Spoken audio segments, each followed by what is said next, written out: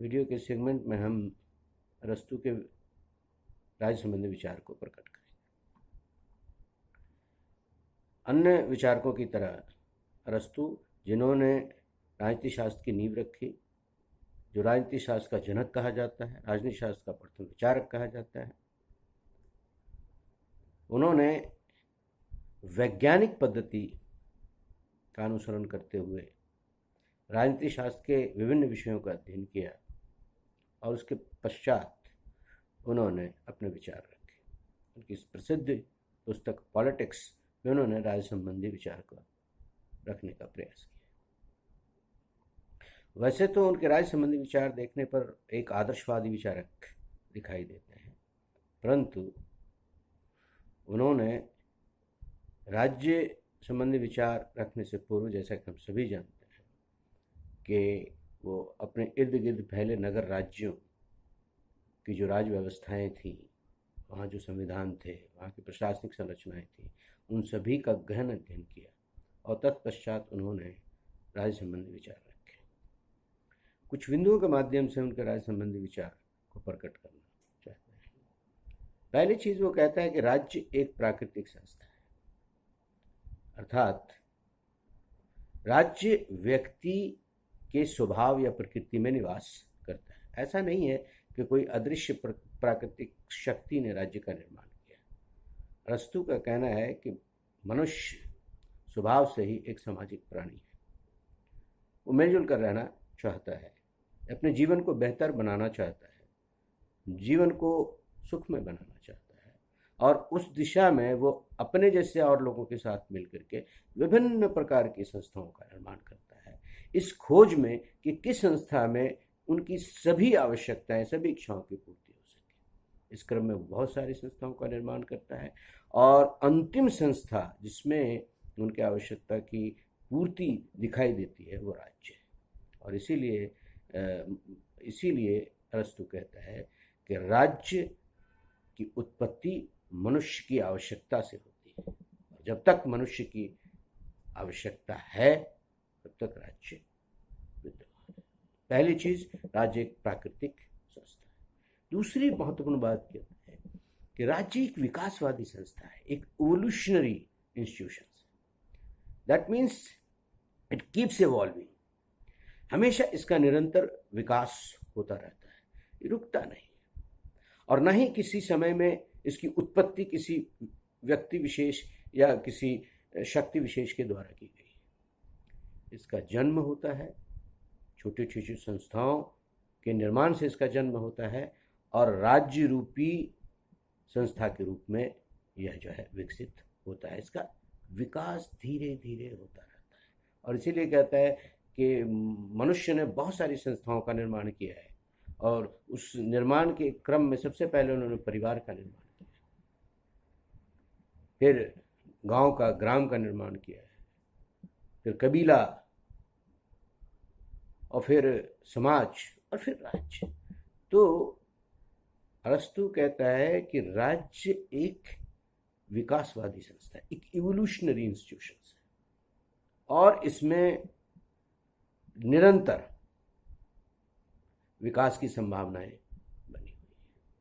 तीसरी बात कहता है कि राज्य संस्थाओं की संस्था है, एसोसिएशन ऑफ एसोसिएशंस।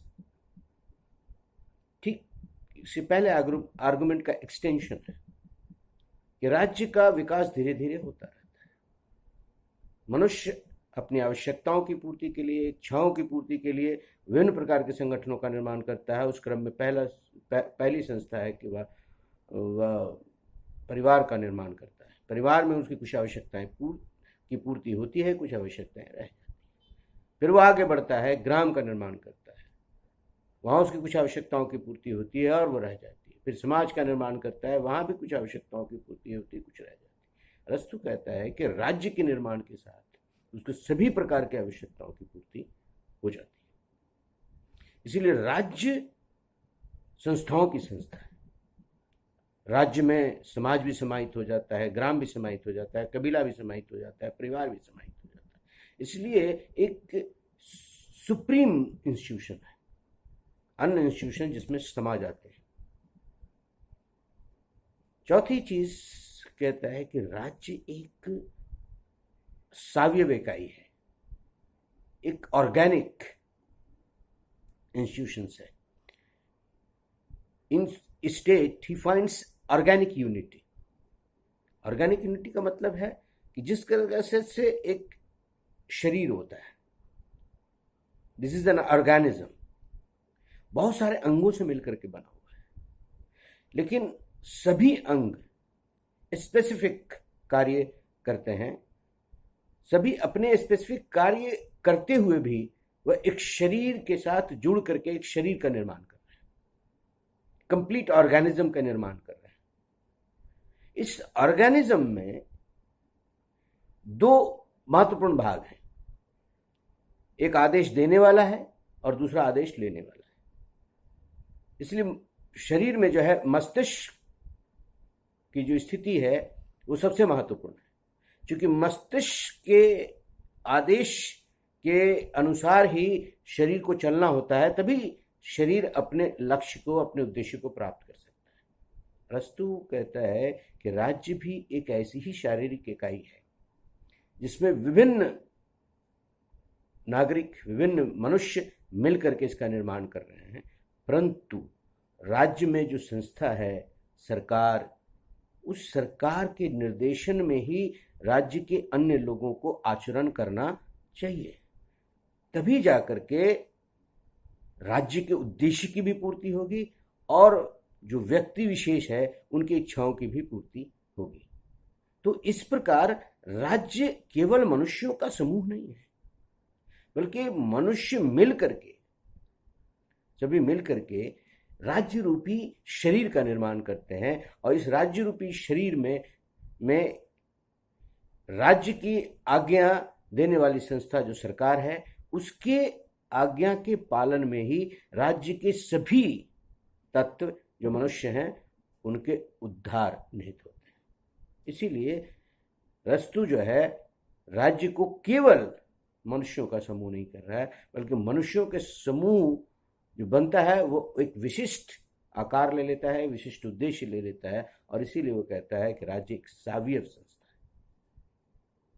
है। और इसी आर्गुमेंट को आगे बढ़ाते हुए कहता है कि व्यक्ति नहीं बल्कि राज्य व्यक्ति से पहले, हिस्टोरिकली आप देखेंगे तो पहले व्यक्ति की उत्पत्ति होती है, उसके बाद संस्था का निर्माण होता है, राज्य का निर्माण होता है। राज्य जो है बहुत बाद में आता है, लेकिन लॉजिकली, तार्किक रूप से देखेंगे तो राज्य पहले आता है और व्यक्ति बाद में आता है, क्योंकि राज्य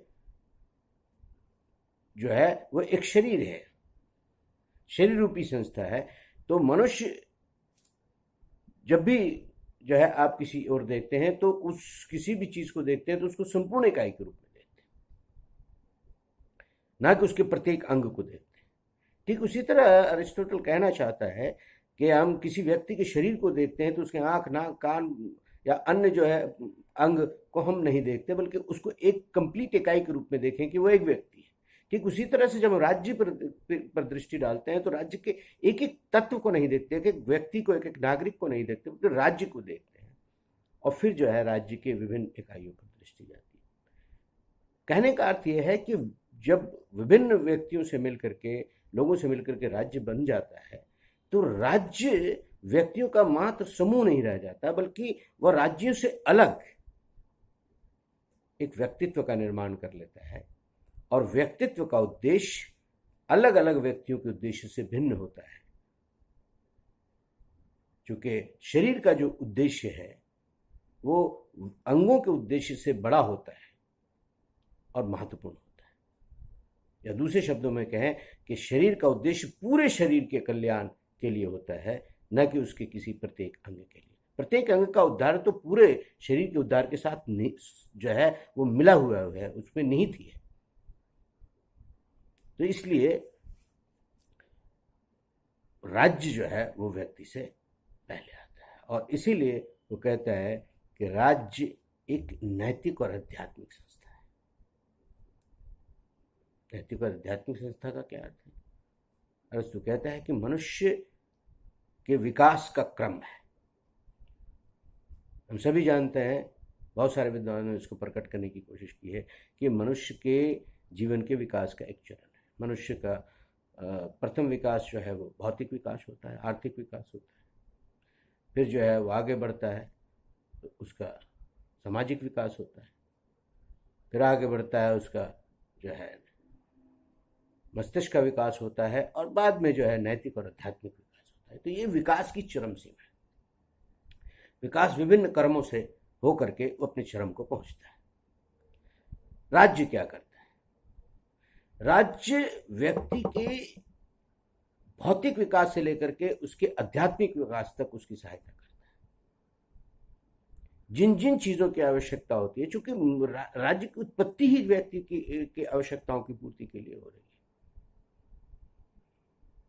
जब तक राज्य आवश्यकताओं की पूर्ति यदि नहीं करता है तो राज्य के होने का कोई औचित्य नहीं है। तो राज्य जिस उद्देश्य से जन्म लिया है, वो उद्देश्य है कि वह व्यक्ति को नैतिक और आध्यात्मिक विकास के चरम तक पहुंचाए, और ये राज्य का दायित्व है। इसीलिए राज्य के आदेश की पालना में ही व्यक्तियों का उद्धार है, मनुष्यों का उद्धार है। तो राज्य संबंधी जो विचार है, एक एस्पेक्ट तो ये है। दूसरा एस्पेक्ट यह है कि उन्होंने राज्य का वर्गीकरण किया। वो राज्य और सरकार को अलग अलग नहीं मानता, राज्य सरकार को अलग अलग नहीं मानता, इसलिए वो राज्य के वर्गीकरण का सिद्धांत देता है। और एक वर्गीकरण के पश्चात वो एक चक्रीय परिवर्तन के सिद्धांत का भी प्रतिपादन करता है। वो राज्य के वर्गीकरण के लिए दो मानदंडों का इस्तेमाल करता है। पहला, कितने व्यक्ति शासन कर रहे हैं, और दूसरा, शासन का उद्देश्य क्या है। और इसके आधार पर वो 3 विशुद्ध और 3 विकृत शासन व्यवस्था के रूप को प्रतिपादित करता है। पहला है राजतंत्र। उसमें एक व्यक्ति शासन करता है और शासन का उद्देश्य जन कल्याण है। जब तक जन कल्याण है तब तक उसे राजतंत्र कहते हैं। एक व्यक्ति का शासन है, परंतु वो व्यक्ति स्वयं के लिए शासन नहीं कर रहा है, स्वयं के उद्देश्य की पूर्ति के लिए नहीं कर रहा है, या परिवार के उद्देश्य की पूर्ति के लिए नहीं कर रहा है, बल्कि उसका उद्देश्य सार्वजनिक उद्धार है। दूसरा जो है वह है कुलीन तंत्र, जिसमें कई लोग मिलकर के शासन कर रहे हैं। एक ग्रुप है, एक व्यक्ति का समूह है जो शासन कर रहा है, लेकिन इसमें भी उद्देश्य जो है वह जन कल्याण है, लोगों का उद्धार है। केवल उस समूह जो शासन व्यवस्था में बैठा हुआ उसका उद्धार नहीं है। और तीसरा है पॉलिटी, जिसमें बहुसंख्यक का शासन है, एक ग्रुप का नहीं बल्कि पूरी संख्या की जो मेजॉरिटी है उसका शासन है। लेकिन इसमें भी शासन का उद्देश्य जो है जनता का कल्याण है। ये तीनों ही व्यवस्था विशुद्ध व्यवस्था या विशुद्ध राज्य कहलाते हैं, राजनीतिक व्यवस्था कहलाती है। ठीक इसी के पैरेलल तीनों व्यवस्था यदि विकृत होती है तो 3 अलग प्रकार की व्यवस्थाएं आती है। इससे वो कहता है कि राजतंत्र जब विकृत रूप धारण कर लेता है तो वह अधिनायक तंत्र बन जाता है। अधिनायक तंत्र का मतलब है एक व्यक्ति का शासन, लेकिन उद्देश्य भी बदल जा रहा है। यहाँ पर उद्देश्य अब सार्वजनिक उद्देश्य न रहकर उस व्यक्ति का, या व्यक्ति के साथ जो जुड़े हुए लोग हैं, उसके परिवार के लोग हैं, उनके कल्याण के लिए केवल काम करता है, और नागरिकों के जो जो जो आवश्यकताएं हैं, जो उनकी अपेक्षाएं हैं, उनकी उपेक्षा की जाती है। ठीक उसी तरह से कुलीन तंत्र जब विकृत होता है तो वर्ग तंत्र की बात करता है, ओलिगार्की की बात करता है। उसमें भी संख्या के रूप से एक समूह का शासन है, लेकिन उद्देश्य बदल गया है। उद्देश्य अब सार्वजनिक कल्याण, सार्वजनिक उद्देश्य न रह करके केवल समूह के हितों की पूर्ति का उद्देश्य रह जाता है। उस व्यवस्था को जो है वह वर्ग तंत्र कहते हैं। और तीसरा जो पॉलिटी है वो विकृत होकर के प्रजातंत्र का रूप धारण करता है। इसमें बहुसंख्यक वर्ग का शासन है, लेकिन बहुसंख्यक वर्ग केवल अपने वर्ग के लिए ही काम करता है, अपने वर्ग के हितों के लिए ही काम करता है, उसके कल्याण के लिए काम करता है। बाकी जो वर्ग, जो लोग छूट गए, जो अल्पसंख्यक हैं उनके हितों की उपेक्षा करता है। तो इस प्रकार से अरस्तु 6 प्रकार के राज्य की बात करता है, 6 प्रकार के संविधान की। तो एक वर्गीकरण देता है जिसमें 3 विशुद्ध और 3 विकृत रूप उन्होंने प्रकट किए। इस 6 को मिलाकर के वो एक चक्रीय सिद्धांत की भी बात करता है। और चक्रीय सिद्धांत का मतलब एक के बाद दूसरा, दूसरे के बाद तीसरी व्यवस्था जो है आती है, और इसी तरह वो सारे एक चक्र में बंध जाते हैं और एक चक्र में ही घूमते रहते हैं। जैसे वो कहता है कि राजतंत्र की स्थापना पहले होती है और राजतंत्र विकृत हो जाता है, तब वो किसमें परिवर्तित हो जाता है? अधिनायक तंत्र में। अधिनायक तंत्र में चूंकि लोगों के हितों की बात नहीं हो रही है, इसलिए वो असंतुष्ट होते हैं, उसके विरुद्ध क्रांति करते हैं, और क्रांति करने के पश्चात जो व्यवस्था अस्तित्व में आती है वो कुलीन तंत्र की होती है। एक व्यक्ति की जगह अब एक ग्रुप का शासन हो गया, एक समूह का शासन हो गया। कुछ समय तक जो है उसका उद्देश्य सार्वजनिक कल्याण होता है, लेकिन धीरे धीरे विकृत होकर के वह स्वयं के हितों की बात करने लगता है, तो वो वर्ग तंत्र में परिवर्तित हो जाता है। वर्ग तंत्र के प्रति असंतोष का होना बहुत स्वाभाविक है, क्योंकि वो केवल वर्ग के हितों के लिए काम करता है, और उस असंतोष के कारण व्यवस्था में फिर परिवर्तन आता है और पॉलिटी का निर्माण होता है। पॉलिटी बहुसंख्यक वर्ग का शासन होता है। बहुसंख्यक वर्ग के शासन में जब तक सभी लोगों का कल्याण नहीं होता तब तक व्यवस्था चलती है, लेकिन वो जब विकृत होता है तो प्रजातंत्र का रूप धारण कर लेता है, और प्रजातंत्र में अल्पसंख्यक की उपेक्षा होती है, उनमें असंतोष जन्म लेता है, और वो उसके विरुद्ध परिवर्तन का आह्वान करते हैं, क्रांति का आह्वान करते हैं, और फिर जो है परिवर्तन होता है और वापस जो है व्यवस्था राजतंत्र की ओर लौट जाती है। और इस तरह से जो है राज व्यवस्था में कर्मिक रूप से निरंतर परिवर्तन चलते रहते हैं। इसी सिद्धांत को अरस्तु जो है वो राज्य का चक्रीय सिद्धांत भी कहते हैं, राज्य में परिवर्तन का चक्रीय सिद्धांत भी कहते हैं। तो आज बस इतना ही, अगले वीडियो में हम बात करेंगे आलोचना की।